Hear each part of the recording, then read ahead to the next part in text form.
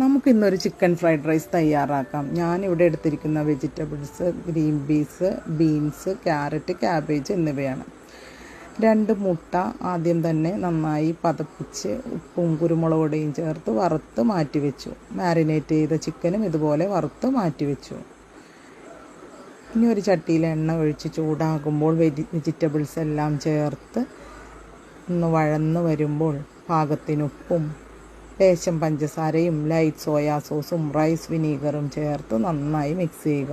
ഇതിലേക്ക് പൊരിച്ചു വച്ചിരിക്കുന്ന മുട്ടയും ചിക്കനും അല്പം കുരുമുളക് പൊടിയും ചേർത്ത് നന്നായി മിക്സ് ചെയ്ത് ശേഷം വേവിച്ച് വെച്ച റൈസും ചേർത്ത് നന്നായി ഇളക്കി മിക്സ് ചെയ്ത് എടുക്കുക.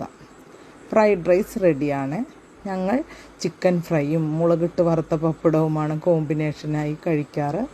നിങ്ങളിതുപോലെ ട്രൈ ചെയ്ത് നോക്കിയിട്ടുണ്ടോ? ഈ കോമ്പിനേഷൻ നിങ്ങൾക്ക് ഇഷ്ടമാണോ?